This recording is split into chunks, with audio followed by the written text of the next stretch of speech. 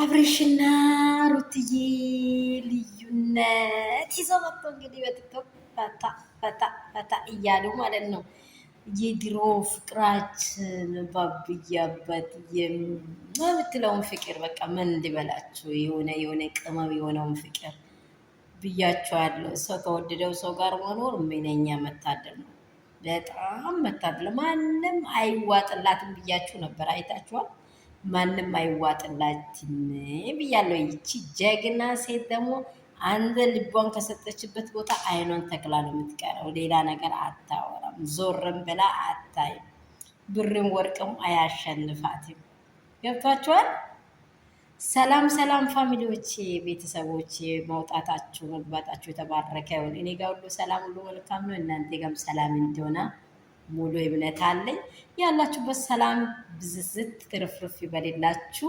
በጣም ወዳችሁ እንቁ የሆናችሁ ቤተሰቦች፣ በግራም በቀኝም ያላችሁ ከሀገር ውጭ ከሀገር ውስጥ ያላችሁ አብሶ መዳም ቅመሞች ወዳችኋለሁ። እንደምን አላችሁ? ሁሉ ሰላም፣ ሁሉ መልካም ነው ወይ?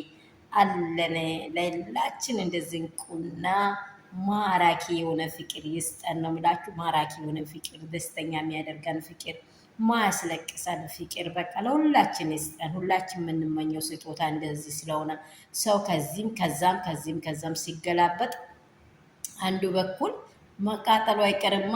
አራሚታ የሚጋግሩ እንጀራ አሯል እኮ እንዲሆኑ እኮ ማለቱ አይቀርም። ስለዚህ አትግቢ፣ ታይ ጣልቃ አትግቢ። ይሄ ነገር ተመልሶ አንቺን ይጎዳል ስንላት ነበረ ሄርሜላን፣ ግን ልሰማን አልቻለችም። ይህ ልጅ እናት መነጠር ከባድ ስለሆነ አሁን ደግሞ ንድድ ቅጥል እስከምትል ደረጃ አብርሽና ሩትዬ ግሬስ ቅመሟ አገር አክባሪዋ ቤተሰብ አክባሪዋ ወዳጆቿን አክባሪዋ ፍሽ ብትን እያለች እንግዲህ መታለች። እውነት የዘላለም ያርጋችሁ ፍቅራችሁን። በቃ እናንተ በፍቅራችሁ ውስጥ ኖራችሁ ለሁላችን አርአያ እንድትሆኑ ነው የኛ ጸሎትም ይሁሉም ማለት ነው። በየትኛውም ስፍራ ላይ ያለ ሰው ጸሎቱ ምንድነው? በትዳሩ ደስተኛ ሆኖ በትዳሩ መኖርም የመሰላ ነገር የትም የለምና እናንተንም ከዚህ ድል የበለጠ አይቅጠማችሁ። የሚወዳቸው ሰው ተመልሶ ተሳስቻለሁ የሚል የሚቆጨው ሰው ለሁላችን ይሁን ነው የሚለው። ሩትዬ ፍሽ ብትኝ በይ እንግዲህ ቶሎ ቶሎ ፈታ ፈታ እያደረግሽ ወለድ እያደረግሽ ባባንም እያስደሰትሽ ማለት ነው። ኑሪ በፍቅርሽ።